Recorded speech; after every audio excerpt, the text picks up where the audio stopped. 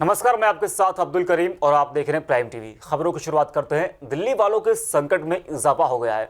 बड़ी खबर सामने आई है कि दिल्ली में कोरोना संक्रमण का कम्युनिटी ट्रांसमिशन शुरू हो चुका है। स्वास्थ्य मंत्री सत्येंद्र जैन का कहना है कि 50% से ज्यादा केस ट्रेस नहीं हो पा रहे हैं। मामले में मनीष सिसोदिया का कहना है कि 30 जून तक दिल्ली में 1 लाख तक केस हो जाएंगे। डिजास्टर मैनेजमेंट अथॉरिटी के साथ बैठक में ये चर्चा हुई कि 12 से 13 दिनों में कोरोना के मामले दोगुना हो सकते हैं। 15 जून तक 44,000 केसेस होंगे और करीब 6,600 बेड्स की आवश्यकता होगी। 30 जून तक 1 लाख केसेस पहुंच जाएंगे और 15,000 बेड्स की आवश्यकता होगी। 15 जुलाई तक करीब 2.25 लाख केसेस हो जाएंगे और 33,000 बेड्स की आवश्यकता होगी और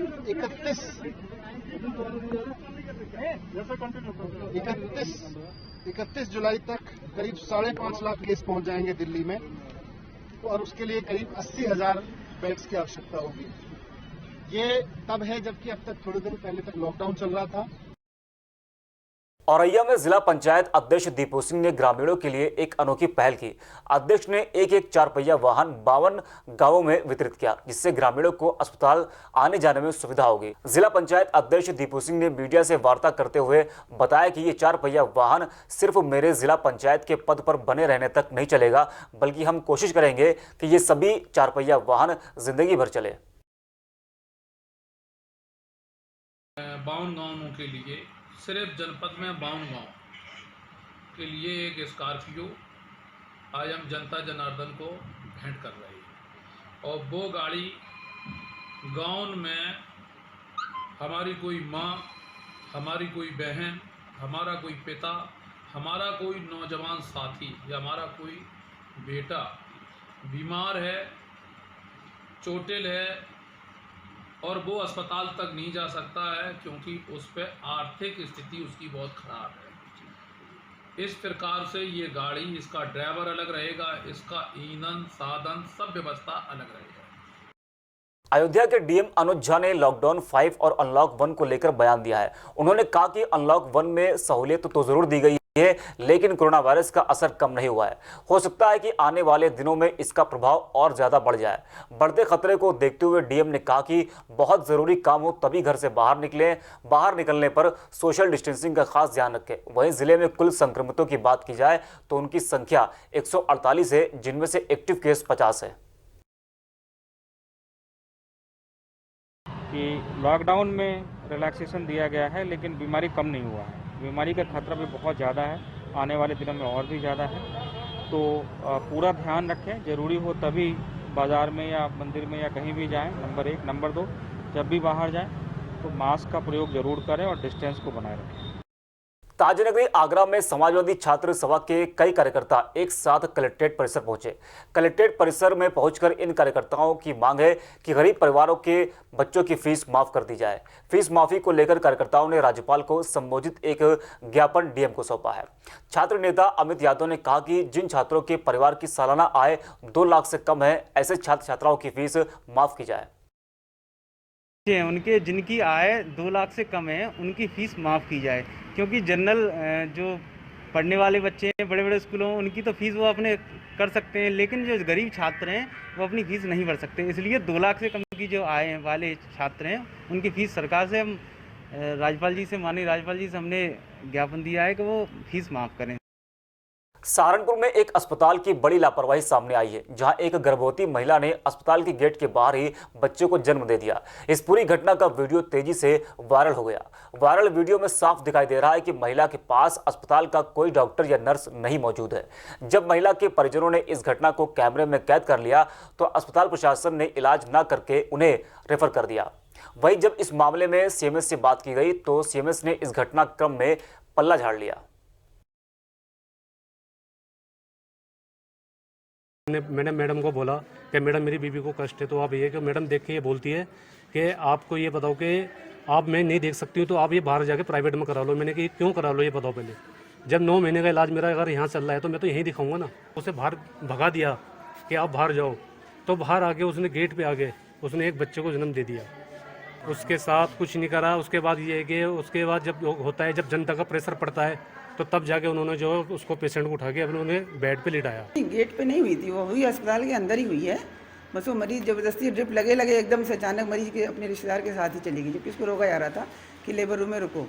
वो अपने आप ही एकदम से उठ करके अपने आप ड्रिप लगी, मरीज़ भी उसके पीछे जा रही थी कि आप रुको कहाँ जा रहे हो। तो डिलीवरी उसकी अंदर लेबर रूम में होती, वो अपने आप ही चली गई थी। वो अस्पताल के अंदर ही, लेबर रूम के अंदर ही हुई है, बाहर गेट पे नहीं हुई है। फिरोजाबाद में बार एसोसिएशन के अध्यक्ष ने सीएमओ के खिलाफ एसडीएम को ज्ञापन सौंपा है। इस ज्ञापन में अध्यक्ष ने सीएमओ ऑफिस में काम कर रहे युवक की कोरोना से मृत्यु के संबंध में सीएमओ के खिलाफ मुकदमा दर्ज कराने की मांग की है।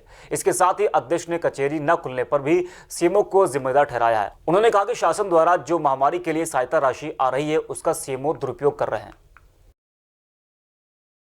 यहाँ के सीएमओ फिरोजाबाद हैं, उनकी घोर लापरवाही के कारण यहाँ संक्रमण फैल रहा है। जो आपदा राशि शासन से मिल रही है उसका वो सही सदुपयोग नहीं कर रहे हैं, दुरुपयोग किया जा रहा है।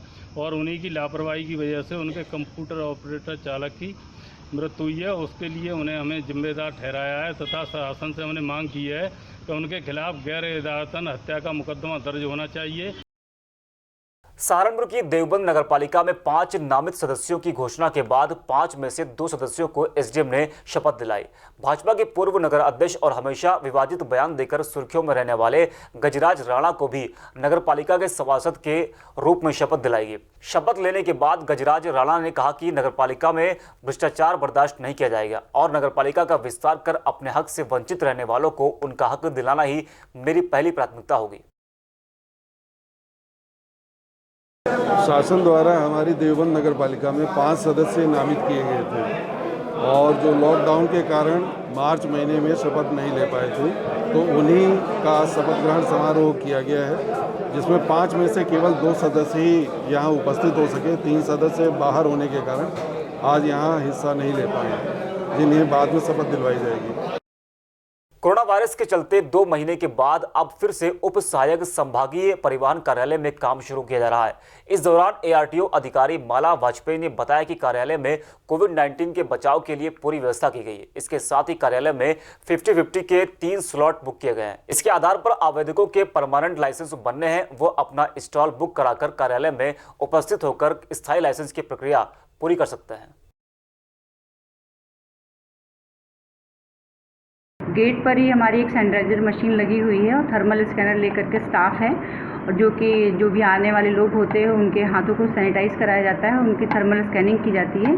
तापमान उपयुक्त होने पर ही उनको अंदर कार्यालय के अंदर प्रवेश दिया जा रहा है। और उसके बाद जो हमारे लाइसेंस के आवेदक आ रहे हैं उनको एक पेन से अपने डिजिटल सिग्नेचर करने होते हैं, तो उस समय पे भी हम लोग दोबारा से उनके हाथों को सैनिटाइज करा रहे हैं ताकि लोगों में संक्रमण पेन के माध्यम से नहीं फैलने पाए।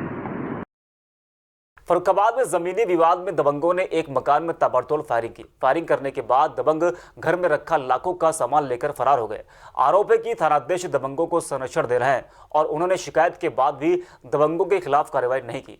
ये पूरी घटना कमालगंज थाना के पास की है। घटी कल मेरी लड़की की बरात आई, हम सो रहे, गिरवार, बंटी और दिलीप, अजीता, हमरुआ, गुड्डू, रब्बे, किसी के हाथ में राइफल, बंदूक, कट्टा फायर करते हुए चारों तरफ उन्होंने घेर लिया। बादशाह फायरिंग कितने लोग थे? फायर भाई में कम से कम भैया 50 रुपए पुलिस वाले ने खुद देख ले भैया। पुलिस मौका पर पुलिस ने राइफल देख ली एक के हाथ में। अजीत, रब्बे सभी लोग थे, सभी लोग घुसे अंदर। अजीत घुसा अंदर पहले, इसने दीवार खसाई और ये लोग सभी लोग फायरिंग चल रही थी, हम लोग अंदर घुस गए, ये लूट के चले गए। गोरखपुर में पुलिस और क्राइम ब्रांच की टीम ने कई मामलों में फरार चल रहे शातिर बदमाश को गिरफ्तार कर लिया है। पुलिस ने बदमाशों के पास से चोरी के कई सामान बरामद किए हैं। प्रेस वार्ता के दौरान पुलिस अधीक्षक ने जानकारी देते हुए बताया कि गिरफ्तार आरोपी के खिलाफ 12 से ज्यादा मामलों पर मुकदमे दर्ज है। बता दें कि पुलिस ने आरोपी पर 15,000 का इनाम घोषित किया था। फिलहाल पुलिस ने गिरफ्तार किए गए अभियुक्त को जेल भेज दिया है।